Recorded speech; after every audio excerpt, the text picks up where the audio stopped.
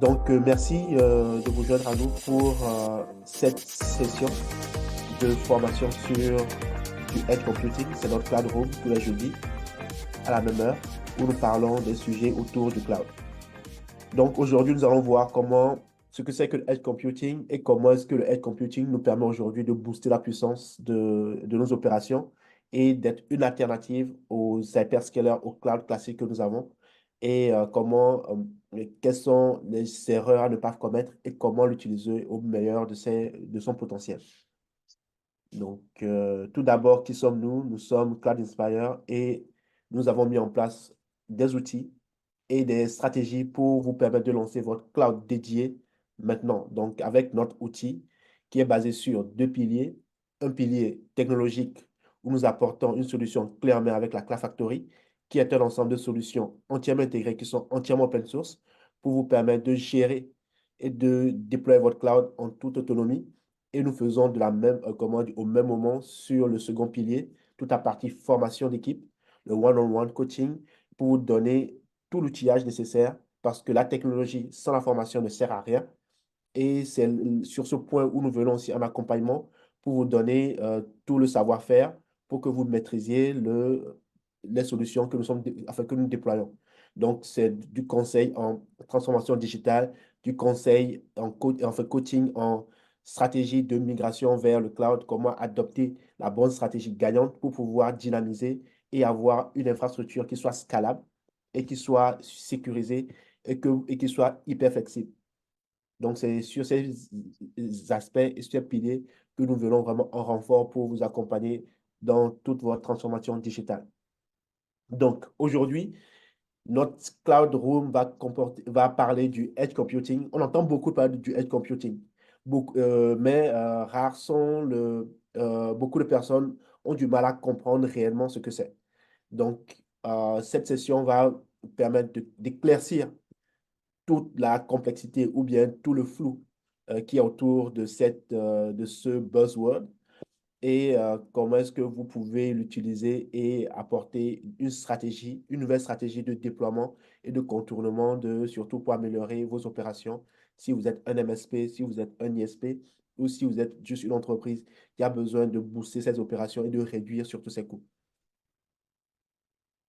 L'objectif de cette formation sera d'abord de définir ce que c'est que le edge computing, définir les différents enjeux, les différentes opportunités, comment l'exploiter de façon la plus intelligente et quelle est la stratégie gagnante pour déployer aujourd'hui vos solutions en edge computing. Si cela vous convient, on démarre. Est-ce que vous êtes tous avec moi?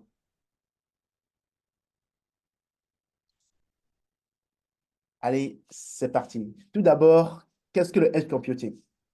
Le edge computing, comme je disais tout à l'heure, c'est un buzzword. Donc, c'est l'une des tendances du cloud en 2024.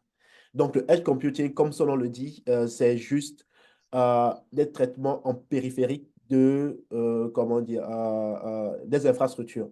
Donc, vous allez pouvoir faire des traitements de vos données qui soient à proximité de leur source d'origine plutôt que de les envoyer directement dans les centres de calcul qui sont très loin ou bien qui sont dans le cloud, dans d'autres infrastructures, vous allez pouvoir les envoyer directement là où les données sont produites. En gros, ça va permettre aux équipements qui sont directement connectés, comme les IoT, notamment les téléphones, les montres connectées, les équipements qui vont connecter les métriques. Ça peut être aussi des serveurs, ça peut être des serveurs VPN, ça peut être des applications qui vont être déployées, mais encore une fois, au plus près des utilisateurs pour permettre, d'abord, réduire la latence et permettre une consommation et un temps de traitement beaucoup plus court. Donc, il sera beaucoup plus facile de pouvoir gérer, par exemple, le trafic urbain en utilisant des équipements qui sont connectés directement là où les feux de signalisation se trouvent, plutôt que de les envoyer dans des endroits qui sont un peu plus loin. Donc, cela permettra, lorsqu'on a, par exemple, un problème de connectivité, que les feux de signalisation continuent toujours de fonctionner.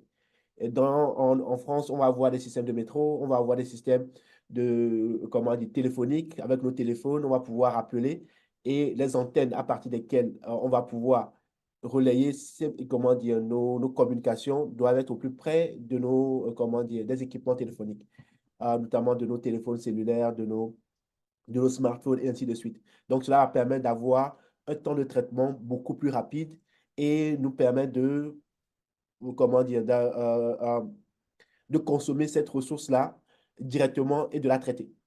Donc, cela va induire une architecture qui est complètement distribuée parce qu'il y en aura beaucoup. Donc, à chaque point de présence, on va pouvoir déployer l'infrastructure ou bien une solution au plus près des utilisateurs. Donc, quelqu'un qui est au Togo va pouvoir accéder directement aux services qui sont le plus proches de lui au Togo. Quelqu'un qui est aux États-Unis ou bien à Washington va utiliser les serveurs qui sont directement à Washington, plus près de lui. Quelqu'un qui est au Cameroun, pareil pour quelqu'un qui est au Bénin et ainsi de suite. Donc, on va avoir une architecture qui est hyper distribuée. On va pouvoir déployer les applications les plus facilement déployables directement sur ces équipements. Nous allons avoir des équipements connectés. Nous pouvons gérer les données qui sont envoyées et on va pouvoir réduire les trafics parce que au lieu d'envoyer de gros trafics de par le monde à un seul endroit, nous allons les envoyer du moins à l'équipement qui est le plus proche qui est où il va pouvoir consommer, traiter la donnée et pouvoir maintenant, enfin, du moins, s'envoyer peut-être pour la consolidation à la grosse base de données qui est derrière dans un système beaucoup plus robuste, qui est beaucoup plus volumineux. Mais on va pouvoir traiter directement la donnée là où elle est produite. Et l'un des avantages, c'est qu'il va permettre de réduire vraiment les coûts parce qu'il va être décentralisé et il va utiliser, on le verra tout à l'heure, les serveurs en edge computing sont moins chers que les serveurs qu'on a directement dans le cloud. Donc, en matière d'architecture, ce sera une architecture qui va se présenter comme cela. Vous avez ici le cloud, vos serveurs cloud, donc votre base de données la plus volumineuse, enfin, vos centres de calcul, vos systèmes d'authentification qui sont hyper sécurisés. Là, vous les avez dans le cloud server. Et vous allez mettre en périphérie, en edge, notamment des serveurs en Edge Node qui vont permettre de consommer notamment les services de mobilité, le téléphone. Par exemple, quelqu'un qui quitte la France, qui va au Togo, doit pouvoir utiliser les services qui sont au Togo plutôt que de revenir en France et de revenir au Togo. Ça sera beaucoup plus simple si c'est déployé au Togo. S'il va aux États-Unis, ce sera pareil. S'il va au Cameroun, ce sera pareil. S'il va en Afrique du Sud, ce sera pareil. Il va utiliser le service qui est le plus proche de lui. Pour les voitures connectées, c'est toujours important lorsque vous avez votre GPS qui est connecté à un serveur. Ce sera beaucoup plus intéressant s'il est connecté au serveur qui est fourni par comment dire, le constructeur qui est géographiquement localisé, plutôt que s'il venait à faire une connexion vers l'extérieur pour aller jusqu'aux États-Unis pour une voiture qui roule peut-être à Lomé ou bien au Togo. Pour moi, ça n'a pas de sens, au fait. Donc, c'est mieux d'avoir des serveurs et des services qui sont au plus près pour pouvoir bénéficier du moins de ce temps enfin, de traitement qui est réduit et de la proximité. Donc, tout ce qui est robotique, tout ce qui est usine, tout ce qui est champ enfin, de travail doit pouvoir bénéficier, IoT doit pouvoir bénéficier des serveurs en edge computing. Est-ce que déjà sur cette notion de edge computing, est-ce que c'est déjà clair? N'hésitez pas à faire un pouce enfin, de doigt pour me dire si c'est clair pour vous déjà la notion de edge computing, comment est-ce que c'est distribué et quels sont les services que cela mobilise.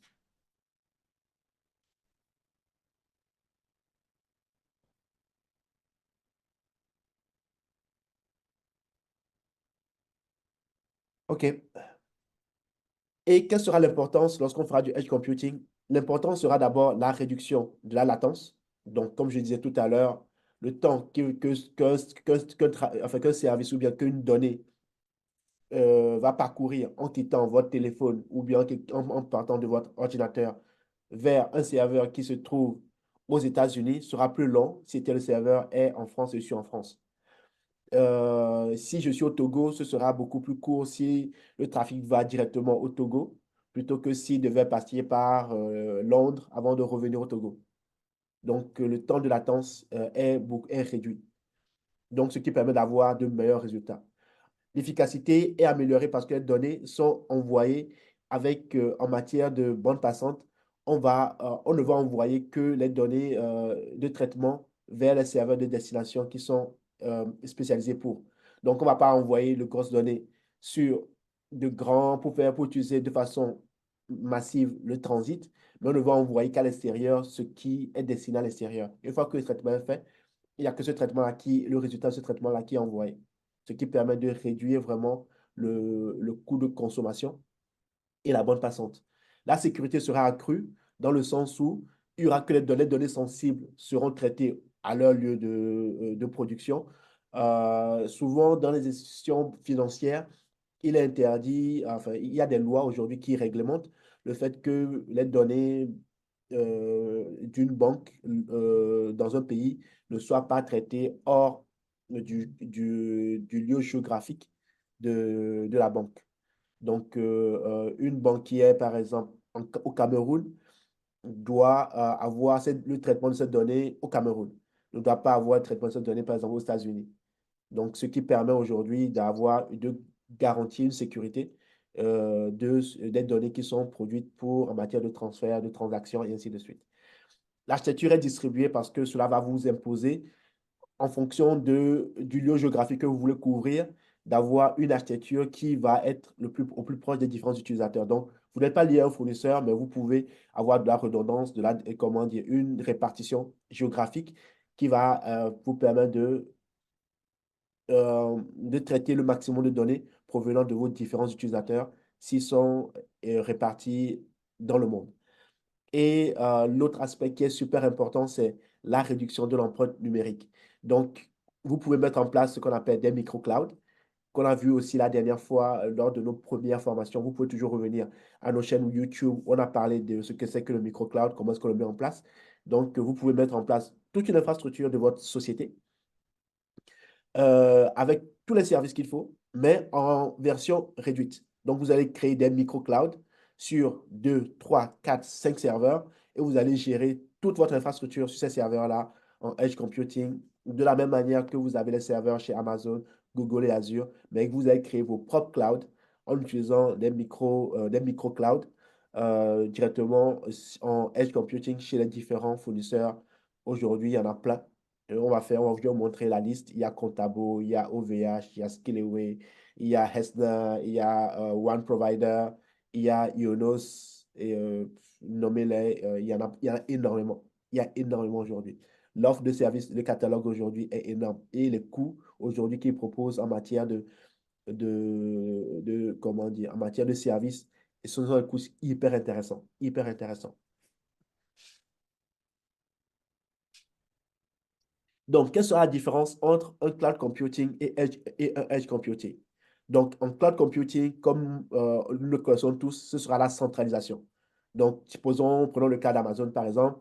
Amazon, euh, Amazon va vous mettre en place des infrastructures à partir de laquelle vous allez tous vous connecter et centraliser vos données parce qu'il va permettre d'avoir une scalabilité et comment dire, une capacité de stockage qui est énorme. Donc, ça, c'est ce que propose Amazon, c'est ce que va proposer Google, c'est ce que va proposer Azure, c'est ce que va proposer aujourd'hui les hyperscalers. Donc, c'est idéal lorsqu'on veut mettre des applications qui ont besoin d'une puissance de calcul et du stockage massif. Et ça, c'est super important. Mais lorsque on va fonctionner en mode edge computing, on va avoir des données qui sont décentralisées. Déjà, contrairement au cloud computing, on sera décentralisé. On va fonctionner de façon locale, en périphérie de chaque réseau. Nos infrastructures seront beaucoup plus rapides parce qu'on va permettre un accès quasi immédiat en temps réel, quasi en temps réel, ce qui est aussi est avantageux lorsqu'on veut faire du gaming, c'est-à-dire pour ceux qui travaillent, enfin pour ceux qui sont dans l'industrie des jeux et qui ont besoin d'un temps de réponse assez court, comme les jeux de loto, les jeux de loterie et ainsi de suite, ou bien les jeux en gaming en temps réel avec, comment dire, les joysticks. C'est super important de pouvoir avoir un temps de réponse pour savoir si j'ai pas perdu en temps ou bien si le jeu est fermé, que ça s'arrête immédiatement lorsqu'on fait des paris sportifs. C'est super important d'avoir une instantanéité de, comment dire, enfin, des réponses. Et ce sont des applications qui vont utiliser des IoT, des voitures autonomes et des systèmes de contrôle industriel. Vraiment, le edge computing va être idéal pour ces environnements. Donc, en service classique, qu'est-ce que cela va apporter réellement? C'est-à-dire que, prenons le cas, par exemple, d'une infrastructure hyper distribuée où où je prends par exemple des clusters qui sont au Togo. Et sur ces clusters au Togo, je vais pouvoir déployer un certain nombre de services pour offrir des services de vidéo et de documents. Ça, c'est ce que je vais offrir à mes clients qui sont au Togo. Pour mes clients qui sont en France, par exemple, je vais prendre des serveurs chez OVH et je vais déployer dessus leur système de messagerie.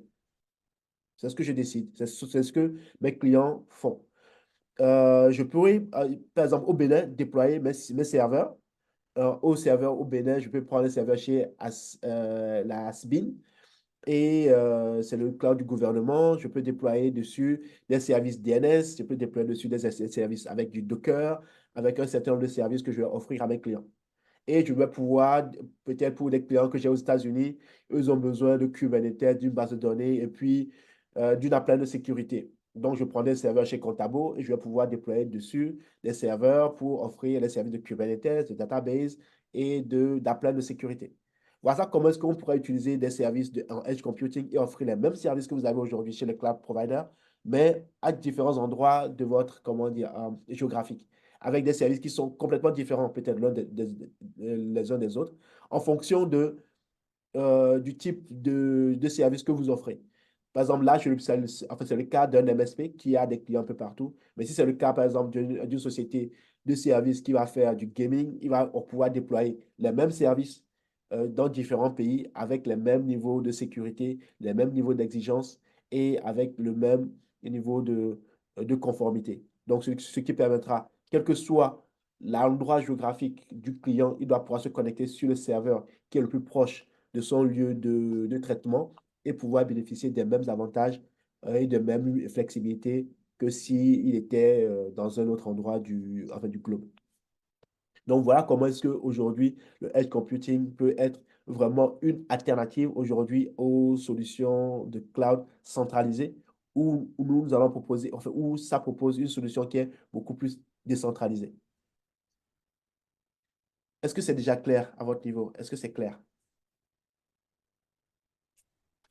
Top, ça c'est clair. Parfait. Donc, quels sont les enjeux et les opportunités du edge computing? Là, ça commence à devenir sérieux là. Donc, il y a des défis quand même à surmonter, ce qui, euh, ce qui est normal parce que cela va apporter de la complexité dans sa mise en place. Comme vous l'avez vu ici tout à l'heure, il y a différentes technologies. Donc, cela suppose qu'il va falloir maîtriser toute cette technologie et pouvoir les déployer en toute sérénité. Donc, il vous faut mettre en place, il vous faut savoir gérer la complexité de sa mise en place. Donc, plus les technologies que vous allez utiliser vont nécessiter un grand niveau comment dire, de complexité, et plus vous devez être à force de proposition pour pouvoir mettre en place des systèmes qui sont entièrement intégrés et pouvoir les gérer de façon la plus efficace que possible. Ça, c'est en rien de fournir un service pour lequel vous êtes incapable afin d'assurer une certaine continuité de service ou bien de pouvoir résoudre en cas de difficulté ou bien en cas de panne. Donc, c'est plus vous offrez des services complexes, plus vous devez avoir une équipe ou bien avoir des moyens de gérer ce niveau de complexité. Donc, cela induit un niveau de formation et de compétences qui n'est pas négligeable. Donc, il y a aussi des problèmes de compatibilité et d'interopérabilité. Donc, plus vous allez commencer à intégrer plusieurs différentes solutions, il y aura un problème de compatibilité. Comment est-ce que vous allez les interconnecter? Comment est-ce que en déployant chez un fournisseur, vous pouvez déployer chez un autre fournisseur s'il n'a pas son point de présence là-bas? Supposons que vous déployez le service de messagerie et que vous prenez le cas de Contabo, par exemple, et que vous avez des clients qui sont au Togo où il n'y a pas encore Contabo. Qu'est-ce que vous faites? Vous devez prendre un opérateur cloud, un data center qui est au Togo.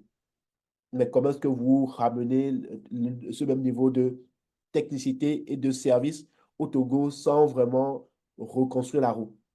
L'idée, c'est d'utiliser les systèmes qui sont les plus ouverts que possible.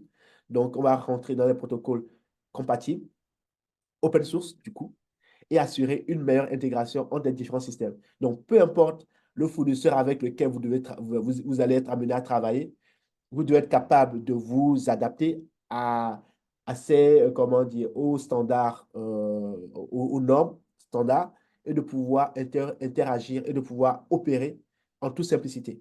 Donc, réduire vraiment ce niveau de friction pour garantir une compatibilité, une interopérabilité la plus parfaite que possible. Et vous devez aussi avoir la notion de coût.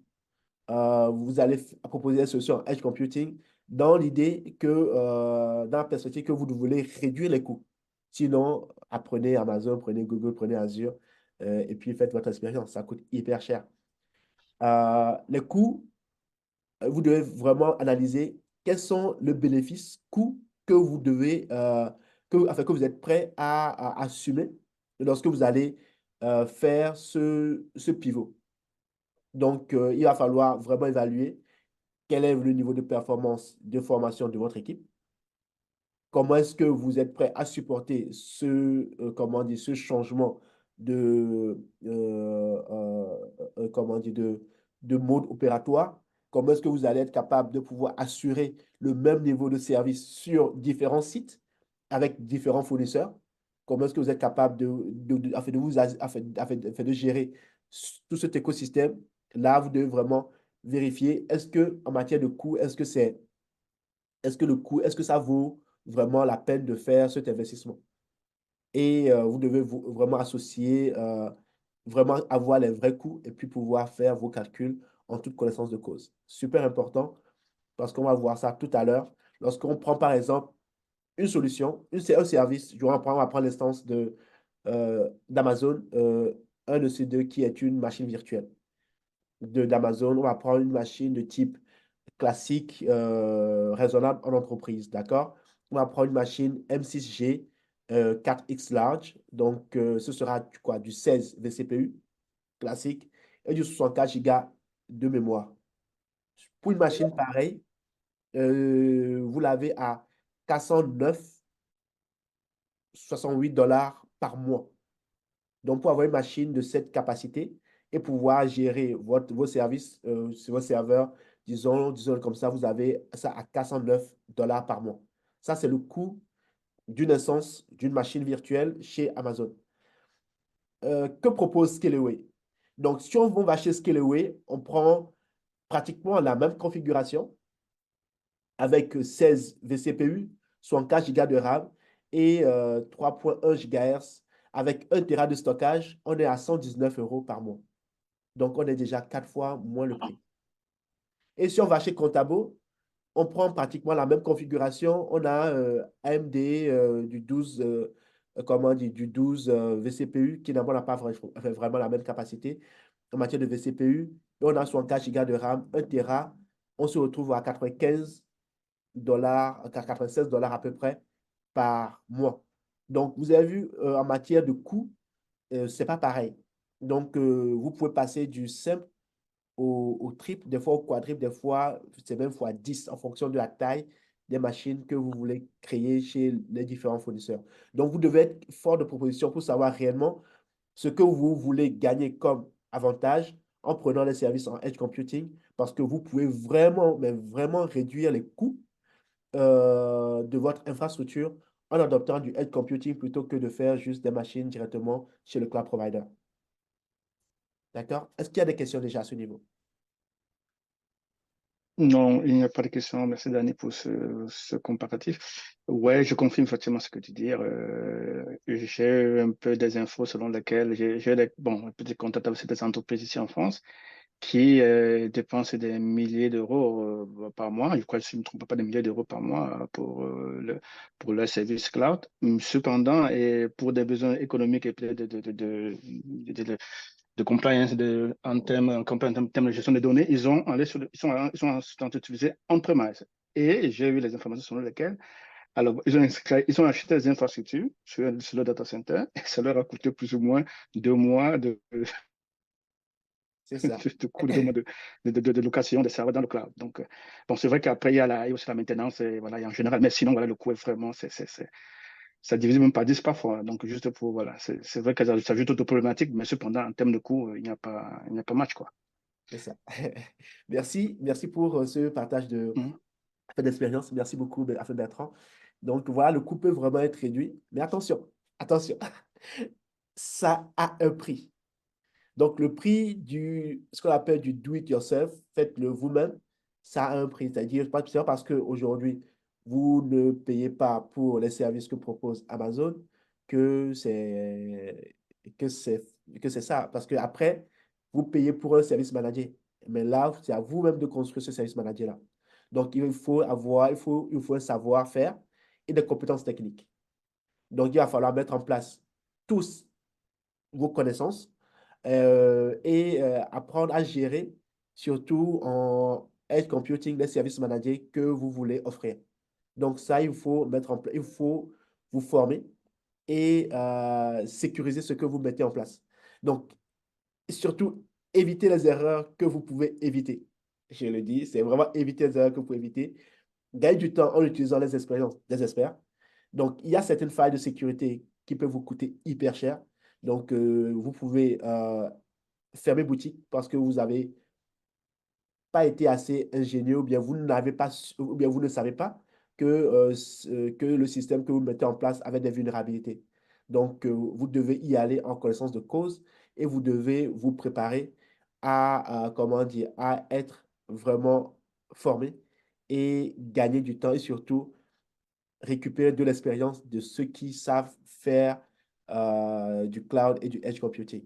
Donc, n'y allez pas en mode novice pour aller découvrir comment ça se passe. Vous allez mettre votre société en danger. Donc, faites-vous accompagner, super important, par des experts pour vous permettre d'éviter comment dire, des situations qui peuvent l'être. Donc, il faut aussi apprendre à documenter et à automatiser systématiquement vos processus. Donc, évitez de faire les opérations manuelles parce que vous serez amené à les répliquer sur différents environnements. Donc, il vous faudra documenter cela pour que ça se fasse de façon automatique, pour que lorsque vous aurez besoin d'étendre, que vous n'ayez pas de problème dans l'extension et que d'autres personnes aussi puissent travailler, collaborer avec vous. Donc, si vous le faites seul dans votre coin et que vous êtes le seul à maîtriser, lorsque la charge de travail va devenir beaucoup plus grande, vous allez être débordé, vous n'allez pas pouvoir suivre la cadence et vous allez mettre tout le monde en danger. Donc, l'idée, c'est vraiment de documenter, apprendre à travailler en collaboration, utiliser de l'infrastructure code le plus que possible pour pouvoir automatiser au maximum vos processus. Et encore une fois, travailler avec des experts. Vous n'êtes pas seul, faites-vous accompagner, travaillez encore avec des experts. Ça, c'est super important. Donc, quels sont les points à retenir? Quels sont les points à retenir? Pour tirer avantage du cloud computing, il ne faut pas réinventer la roue, les amis.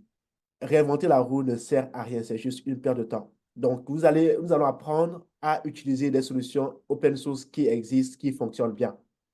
Donc, nous allons utiliser un framework de travail. C'est une guidance qui va nous permettre d'utiliser ce qu'on appelle un IDP, un Internal Developer Platform, qui sera multi-cloud et multi-plateforme. Pourquoi? Ce sera multi-cloud et multi-plateforme pour nous permettre de nous adresser à un maximum d'infrastructures euh, en edge computing, que ce soit du VMware, que ce soit du LXC, du LXD, ou bien du Firecracker, ou bien du KVM, on doit être Par capable exemple, Amazon d'adresser m'avait dit dessus. hier, je suis allé dans On va, on doit être capable de nous connecter là-dessus et de pouvoir utiliser au maximum l'ensemble des fournisseurs cloud, sachant que, enfin, cloud et edge computing, sachant que vous pouvez avoir des fournisseurs qui vont vous fournir des machines qui sont sous du LXD ou bien des machines classiques du type Ubuntu, Linux ou bien de Debian. Vous devez être capable de pouvoir vous adresser là-dessus. Mais si vous fournissez des machines VMware, pourquoi pas, vous devez être capable de vous adresser là-dessus. Et si vous fournissez des machines Hyper-V, bon, ça c'est propriétaire. Du coup, là, c'est un peu plus compliqué. Mais c'est de pouvoir vous adresser à un maximum de solutions qui sont déjà disponibles et en open source sur le marché. Donc, une plateforme qui va vous permettre de faire cela et automatiser au maximum en utilisant de l'infrastructure code qui est juste du code qui va permettre de déployer vos machines, déployer vos applications, gérer les différentes ressources, gérer les différents niveaux de sécurité. Comme ça, vous pouvez scaler en toute autonomie et en toute tranquillité. Mais vraiment marcher à pas serein parce que tout est documenté, parce en utilisant l'infrastructure code, vous allez passer sûrement par les pipelines d'automatisation du GitLab CI qui va permettre de valider un code, d'avoir ce qu'on appelle un desired state, c'est-à-dire quel état désiré de votre infrastructure. Et de là, le code sera compilé, transcrit par un outil d'automatisation qui peut être du Terraform ou bien de l'Ansible pour pouvoir déployer après les différents services, les machines virtuelles, les applications, les configurations qu'il faut pour que vous ayez votre infrastructure déployée, quel que soit le fournisseur cloud avec lequel vous travaillez.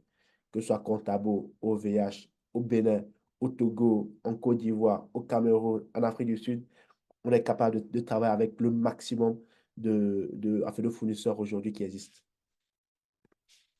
Donc, comment est-ce que nous le faisons chez Cloud Inspire? Eh bien, nous aussi, on fonctionne purement en edge computing. Donc, nous allons nous travaillons avec OVH, nous travaillons avec Skillaway, nous travaillons avec Hessner, nous travaillons avec Contabo, nous travaillons avec One Provider et on travaille aussi avec Kionos, on travaille avec Amazon, Azure et Google aussi. Et bientôt avec aussi des fournisseurs qui sont au Cameroun, bientôt aussi avec la Côte d'Ivoire, bien sûr avec le Togo.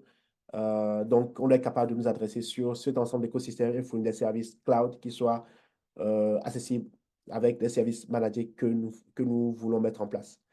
Donc, nous avons une plateforme qui nous permet d'avoir un service catalogue où nous avons nos VDI, notamment Virtual Desktop Infrastructure, pour nous permettre de nous connecter depuis n'importe quel point à nos machines virtuelles, notamment avec le bureau de travail à travers le navigateur. Donc, depuis un smartphone, depuis un ordinateur qui a un navigateur, on est capable de se connecter sur différents, comment dire, nos différents serveurs Windows. Pas que, mais ça peut aussi du Linux. Si on se déplace à un endroit, on est capable de déplacer le serveur, nos serveurs vers cet endroit-là. Donc, on déplace le serveur au plus près des utilisateurs. Nous avons le service managé Kubernetes que nous pouvons déployer avec du Rancher Kubernetes Engine 2 qui nous permet d'avoir la même solution de Kubernetes pour déployer notamment les applications de gestion de conteneurs. Nous avons le service de stockage où nous pouvons déployer nos solutions de stockage du Ceph, du S3 ou bien du Linstore directement sur nos différents points qui sont des services managés parce que nous maîtrisons ces différentes technologies et nous l'avons packagé pour pouvoir offrir notre service catalogue. Et bien, pas que, on peut aussi aller beaucoup plus loin en déployant les services classiques de virtualisation de réseau pour garantir la sécurité en entrée de nos infrastructures.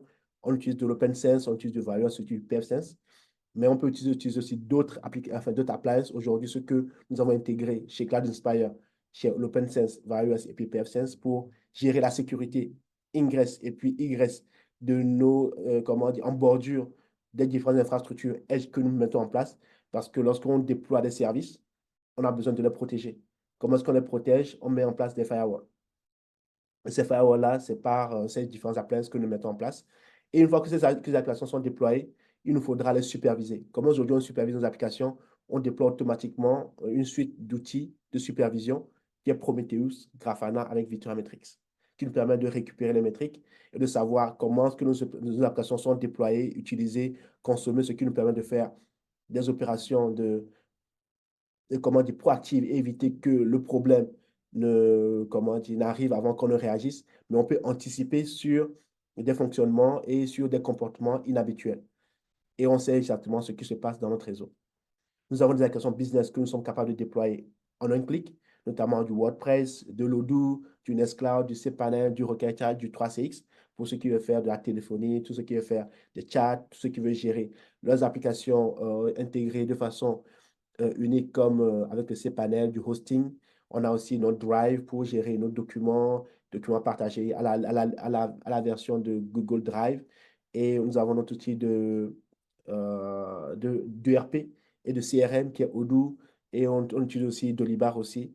Et ce n'est pas tout, on a aussi des outils de sécurité pour mettre en place le SOC et le NOC Le SOC, ce sera la partie Security Operating Center pour garantir qu'est-ce qui entre en matière de vulnérabilité, en matière de failles, en matière d'attaque, comment est-ce que nous on réagit et comment est-ce qu'on peut aussi agir de façon proactive pour éviter lorsqu'on se fait, comment dire, lorsqu'on est sous DDoS ou bien lorsqu'on est sous menace, comment est-ce qu'on va reporter le comportement de notre infrastructure à d'autres systèmes de SOC pour qu'ils puissent nous aider à mitiger les incidents. C'est là où nous apportons vraiment une solution complètement packagée. Nous avons toutes ces fonctions-là, en plus des fonctions de base de cloud que nous gérons, notamment la sauvegarde, comment dire, la migration, la résilience, la gestion des réseaux, la gestion du stockage et la gestion des applications, en effet, du moins ceux qui sont là. Donc, et là, nous le faisons avec quoi? De l'OpenNebula, du Mistral pour la partie AI avec du Olama. Et nous utilisons de l'Ansible, du Terraform, du FreeIPA, du Netbox, du Keycloak, du Arbor, du Git et du Vault. Voici l'ensemble des solutions open source que nous utilisons, que nous vous recommandons aussi d'utiliser pour pouvoir gérer de façon cohérente tout le déploiement de vos applications, quel que soit le fournisseur avec lequel vous travaillez, OVH, Contabo, Data Center qui est au Togo, qui est au Bénin, qui est au Ghana, qui est en Côte d'Ivoire, qui est au Cameroun. Peu importe, du moment qu'ils vous fournissent juste une machine, vous êtes capable de pouvoir déployer tout l'ensemble de vos systèmes cloud entièrement managés sur cette infrastructure en utilisant l'ensemble de ces solutions-là qui sont open source, mais que nous avons packagé derrière avec la Cloud Factory pour vous éviter de reconstruire la même chose que nous avons eu à mettre en place, que vous pouvez utiliser directement tel quel et pouvoir gagner en efficacité, en temps et surtout en comment dire, comment dire, et gagner ce qu'on appelle time to market beaucoup plus rapide. Mais sinon, vous pouvez le faire vous-même, mais ça vous prendra le temps de repackager ce que nous on a déjà fait. Donc, si vous voulez utiliser nos expériences pour pouvoir avancer beaucoup plus rapidement, nous vous conseillons d'utiliser la Cloud Factory qui nous a déjà repackagé, qui nous permet d'avoir toutes ces fonctions-là directement comme étant une solution clé en main pour vous permettre de démarrer votre cloud demain. Est-ce qu'il y a des questions?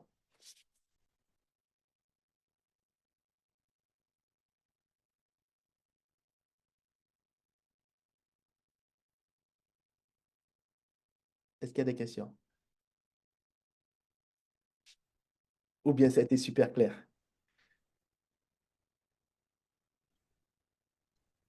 Moi, ça a été clair et complet, sincèrement. Voilà, donc, et je veux juste apporter une expérience rapidement des outils que tu as signalé tout à l'heure, Nextcloud.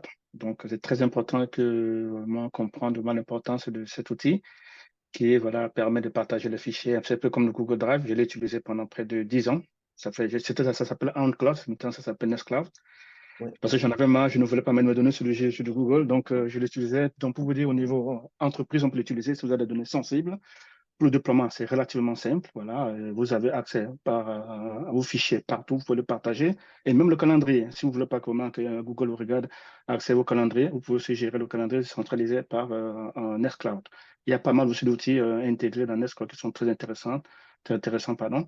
Donc voilà, merci à toi, Dani, pour ce partage. Voilà, donc il y a pas mal d'outils, voilà, open source, voilà, est important, open source, voilà, et prêt à utiliser. Ça, voilà, c'est ce que je tenais à signaler. Merci beaucoup, Bertrand. Et pour une petite démo de 2 minutes, je vous montre à quoi ressemble notre interface.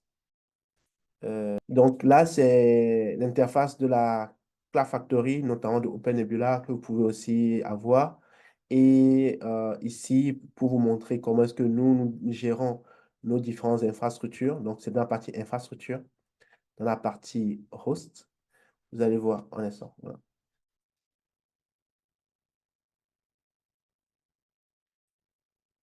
Voilà, dans la partie infrastructure, dans la partie host. Voilà l'ensemble des serveurs en edge computing que nous utilisons. Donc, nous avons du Hessner, nous avons du One Provider, nous avons du Scaleway et nous avons du Dedibox. Donc, voilà, sur un de nos services, les serveurs que nous avons mutualisés ensemble pour faire nos solutions de cloud sur lesquelles nous pouvons déployer les différents services managés qui sont soit des EC2 aujourd'hui comme Amazon, qui sont des systèmes des machines virtuelles auxquelles nous pouvons nous connecter aux besoins. Donc, chaque machine virtuelle est configurée. J'ai la possibilité de me connecter dessus en mode terminal pour voir, je dois l'autoriser. Voilà, j'ai la possibilité de me connecter sur un terminal pour pouvoir y accéder. J'ai la possibilité de faire la gestion de mon stockage, de l'étendre et de le réduire. J'ai la possibilité de gérer la capacité en matière d'input-output. Et comment dire, enfin, j'ai dit input-output, désolé, en matière enfin, de vCPU et de mémoire. Voilà. Donc, je peux augmenter le nombre de vCPU et le nombre de mémoire automatiquement. Et j'ai la possibilité pour chaque service qui est déployé d'accéder à la partie supervision où j'ai la supervision qui est automatiquement déployée sur l'ensemble des services. Donc, je vais reprendre les différents services. VM ici, je vais prendre Grafana et je dois pouvoir lancer mon service Grafana directement. Voilà où j'ai mes outils de supervision qui sont déployés automatiquement sur l'ensemble de mes services. Donc, je pourrais superviser tous mes routeurs qui sont déployés, tous mes services qui sont déployés et avoir les remontées d'alerte en cas de problème et ainsi de suite. Voilà comment est-ce que je supervise l'ensemble de mes différents services qui sont déployés. Je peux déployer aussi d'autres services qui sont liés à l'accessibilité de mes différentes applications web pour certaines en fait, de nos clients. Donc voilà comment est-ce qu'aujourd'hui tout est géré, tout est managé chez Cloud Inspire. Ça, c'est en matière de supervision. Il y a la partie aussi où nous pouvons faire aussi des migrations. Donc, vous êtes capable de déplacer les services d'un fournisseur à un autre en faisant la migration. Donc, on est capable de déplacer les services de chez Contabo vers One Provider ou bien vers le data center qui est à Lomé. Parce que ça, c'est déjà intégré. On est capable aussi de faire des backups et des restaurations de disaster recovery qui est intégré automatiquement depuis cette interface. Et on est capable de déployer aussi des services managés, entièrement managés, comme du Kubernetes ou bien comme d'autres services managés de stockage ou bien de routeur. Donc voilà, de façon sommaire, comment est-ce que nous manageons et nous gérons les mêmes services qu'on retrouve en mode managé chez un fournisseur. Comment est-ce que nous on les retrouve aussi avec la Cloud Factory. Encore une fois, il ne faut pas réinventer la roue, il faut utiliser ce qui existe. Et si vous pouvez gagner du temps en utilisant ce qui est déjà fait, pourquoi pas? Donc, voilà. Donc, oui, si, si. Donc, s'il n'y a pas de questions, je vous remercie. Aujourd'hui, on est dans les temps. On a fait juste 1 heure. C'est parfait. Top, merci à toi, Dani, pour la présentation. Je vous remercie et à très vite.